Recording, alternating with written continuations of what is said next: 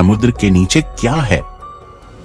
दोस्तों, आपके सामने दो पिक्चर हैं, जहां एक तरफ हमने अंतरिक्ष की गहराई में 93 अरब प्रकाश वर्ष तक गोता लगा लिया है, लेकिन वहीं पृथ्वी पर मौजूद समंदर की गहराई में हम आज भी नहीं जा पाए हैं। आखिर क्या है समुद्र की मिस्ट्री? ऐसा क्यों है कि हम मंगल की जमीन के बारे में ज्यादा जानते हैं और समुद्र को सिर्फ 5% ही जान पाए हैं? हम आज सूरज को छू पा रहे हैं, लेकिन समंदर के अंदर नहीं जा पा रहे। ये सवाल समुद्र को काफी रहस्यमयी बनाते हैं। समुद्र की दुनिया में कौन से राज दफन हैं, जिन तक हम नहीं पहुंच पाए हैं? समुद्र कितना गहरा है? समुद्र का अंत कहाँ होता है? और सबसे इम्पोर्टेंट सवाल, आखिर समुद्र के नीचे क्या है? जानने के लिए चलते हैं समुद्र की दुनिया की एक सैर पर। समुद्री सतह से 40 मीटर नीचे तक की गहराई तक स्कूबा डाइवर्स को जाना अलाउ होता है और इसके आगे 100 मीटर तक की गहराई तक डीप सी डाइवर्स गोता लगा सकते हैं। लेकिन इस गहराई पर पानी का प्रेशर बढ़ जाता है। अगर सावधानी ना बरती जाए तो शरीर के अलग अलग हिस्सों पर चोट आ सकती है। लेकिन इसके बाद भी हर्बर्ट निच ने 214 मीटर की गहराई तक डाइव करके वर्ल्ड रिकॉर्ड कायम किया था और हर्बर्ट ने ये रिकॉर्ड सिर्फ एक सांस में कायम किया। समुद्र में और नीचे जाने पर 332 मीटर की गहराई तक स्कूबा डाइविंग का वर्ल्ड रिकॉर्ड मौजूद है, जो इजिप्ट से ताल्लुक रखने वाले अहमद गबर ने बनाया था। यहाँ से 443 मीटर की गहराई समुद्र सतह से इतनी नीचे है कि यहाँ तक न्यूयॉर्क की एम्पायर स्टेट बिल्डिंग भी डूब जाएगी। इससे नीचे 500 मीटर गहराई में हमें ब्लू व्हेल देखने को मिलती है। इसका वजन 150,000 किलोग्राम होता है। समंदर में हम जैसे जैसे नीचे चलते जाते हैं, हमारे ऊपर पानी का वेट वैसे वैसे बढ़ता जाता है। इस वजह से समुद्र में आगे बढ़ना मुश्किल होता है। आगे चलते चलते समुद्र के पानी का प्रेशर इतना बढ़ जाता है कि ब्लू व्हेल भी इस गहराई से नीचे नहीं जाती। वहीं समुद्र में अमेरिकन सी वुल्फ सबमरीन भी 500 मीटर के नीचे नहीं जा सकती। इससे आगे 535 मीटर नीचे वो गहराई है जहाँ तक एम्परर पेंगुइन्स समुद्र में एक सांस में 20 मिनट तक गोता लगा सकती हैं। पेंगुइन्स की हड्डियां समुद्र के इस प्रेशर को झेल सकती हैं। समुद्र के नीचे इससे और आगे 830 मीटर नीचे इस गहराई तक बुर्ज खलीफा भी डूब जाएगी। इससे नीचे 1000 मीटर नीचे जाने पर स्कैरी जोन की शुरुआत होती है। यहाँ तक लाइट भी नहीं पहुँच पाती। इस स्कैरी जोन में जायंट स्क्विड भी पाए जाते हैं। इससे नीचे 1280 मीटर की गहराई पर लेदरबैक टर्टल्स पाए जाते हैं। ये काफी बड़े टर्टल्स होते हैं। इनका वजन 700 किलोग्राम होता है। समुद्र में और नीचे 2000 मीटर की गहराई पर एक रियल लाइफ एलियन पाया जाता है। ये है ब्लैक ड्रैगन फिश, जो समुद्र के अंधेरे में छुप जाती है। ये इस गहरे अंधेरे में भी आसानी से देख सकती है। इससे नीचे 2250 मीटर की गहराई पर स्पर्म व्हेल पाई जाती है और यहीं पर कोलोसल स्क्विड्स भी पाए जाते हैं। ये कोलोसल स्क्विड 14 मीटर लंबे होते हैं और इनका वजन 750 किलोग्राम होता है। इनकी एक आंख खाने की प्लेट जितनी बड़ी होती है। इनके जाल में तेज धार दांत लगे होते हैं, जिससे ये अपने शिकार को जकड़कर मार सकते हैं।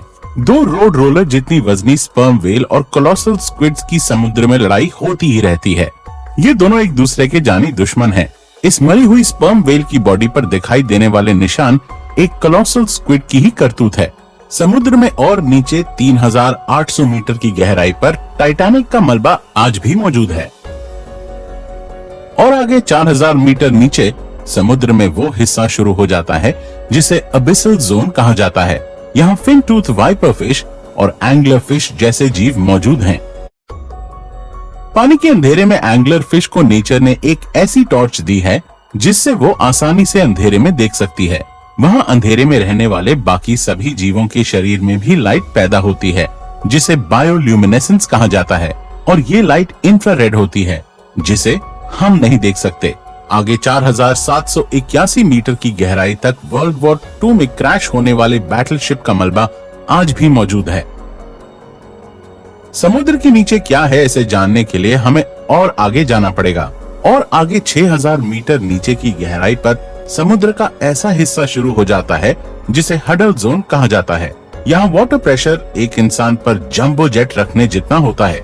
इससे 6500 मीटर की गहराई तक यूएस नेवी की रिसर्च सबमरीन ही जा सकती है जिसे DSV एल्विन कहा जाता है, और ये वही सबमरीन है जिसने टाइटैनिक को खोजा था।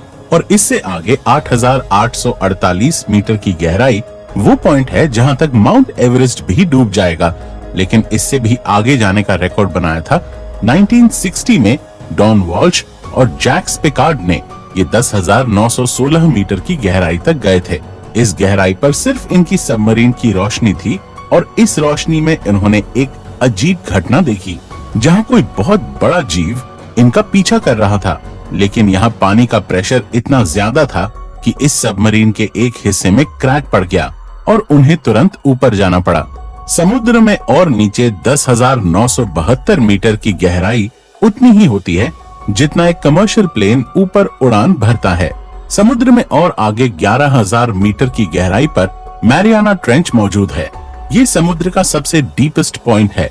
इसे चैलेंजर डीप भी कहा जाता है। ये समुद्र में जानी गई अब तक की सबसे गहरी खाई है, और इससे आगे आज तक कोई नहीं गया। समुद्र की इस गहराई में कई भयानक राज दफन है।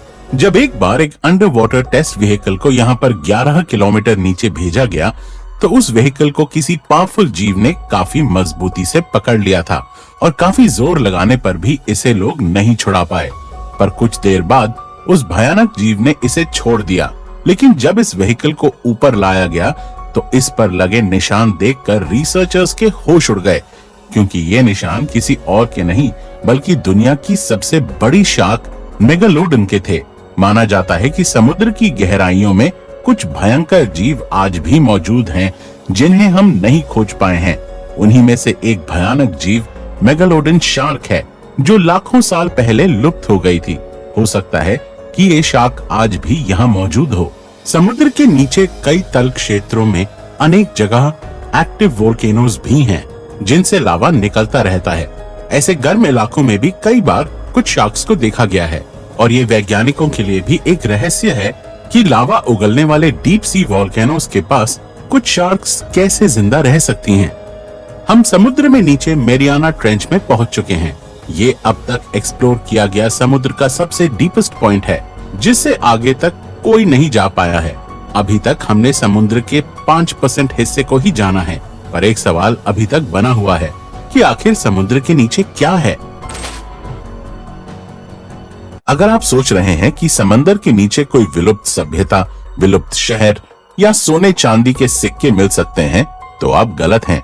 असल में समुद्र के नीचे क्या है, ये जानने के लिए हमें पृथ्वी की संरचना को समझना होगा। पृथ्वी की संरचना में कई लेयर्स हैं, जिसमें सबसे ऊपर की लेयर को क्रस्ट कहा जाता है, जिसमें हम, आप और सभी जीव जंतु रहते हैं। इस लेयर की मोटाई 5 से 10 किलोमीटर है। इसके बाद मैंटल की लेयर शुरू हो जाती है। क्रस्ट की 1 किलोमीटर की गहराई में नेचुरल ऑयल जैसे संसाधन पाए जाते हैं। पृथ्वी के इतिहास में जब एक बार समुद्री जीव खत्म हो गए थे, तो समुद्र की तल क्षेत्र में उनकी डेड बॉडीज लाखों साल तक डिकम्पोज होकर नेचुरल ऑयल में तब्दील हो गई थीं। लेकिन समंदर के नीचे सिर्फ नेचुरल ऑयल है, ऐसा कहना सही नहीं होगा, क्योंकि समुद्र के नीचे कुछ और भी है।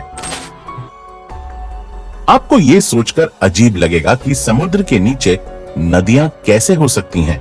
समुद्र के नीचे क्या है, इस रहस्य को जानने के लिए वैज्ञानिक काफी समय से रिसर्च कर रहे थे, और वैज्ञानिकों ने मेक्सिको के समुद्र के नीचे एक नदी की खोज की। रिसर्चर्स ने इसका नाम सिनोट एंजेलिटा रखा। ये नदी कई जगह समुद्र के नीचे 115 फीट तक भी बहती है, लेकिन इस नदी का पानी पीने लायक नहीं बल्कि खारा है। इसी नदी की तरह ब्लैक सी के नीचे भी दुनिया की 6ठी सबसे बड़ी नदी मिली थी, जो समुद्र में 100 फीट नीचे बहती है। इस नदी की रफ्तार 6 किलोमीटर प्रति घंटा है। वैज्ञानिकों के अनुसार सालों साल से मौजूद इस पानी को सूरज की रोशनी और समुद्र की लहरों की वजह से गति मिलती है, जिस वजह से ऐसी नदी बहती है। समुद्र के नीचे नदी कैसे बह सकती है, ये जानने के लिए वैज्ञानिक खोज करने लगे, तो पता चला कि समुद्र के नीचे नदी बहने के लिए धरती का घूमना, समुद्र के पानी का घनत्व यानी डेंसिटी और टेम्परेचर जिम्मेदार होता है। समुद्र में सूरज की रोशनी सब जगह अलग अलग टेम्परेचर क्रिएट करती है, और साथ ही पृथ्वी के लगातार रोटेशन की वजह से समुद्री सतह पर छोटी छोटी वाटर करंट्स पैदा होती हैं। जिस वजह से समुद्र के नीचे भी नदी बहने लगती है। समुद्र के नीचे इस तरह पैदा होने वाली सबसे बड़ी नदी को गल्फ स्ट्रीम या गल्फ धारा के नाम से जाना जाता है। ये नदी इतनी बड़ी है कि अगर दुनिया की सभी नदियों का पानी भी मिला दिया जाए तो भी ये इस नदी के पानी से कम होगा। इस धारा में घूमने वाले पानी को अंतरिक्ष में मौजूद सैटेलाइट से भी आसानी से देखा जा सकता है। दोस्तों, समुद्र के नीचे क्या है, इसके कुछ रहस्य समुद्र के बाकी 95% हिस्से में दफन है और हम जानते हैं कि हमने अब तक समुद्र के सिर्फ 5% हिस्से को एक्सप्लोर किया है। ऐसे में समंदर की दुनिया हमारे लिए हमेशा रहस्यमयी ही बनी रहेगी।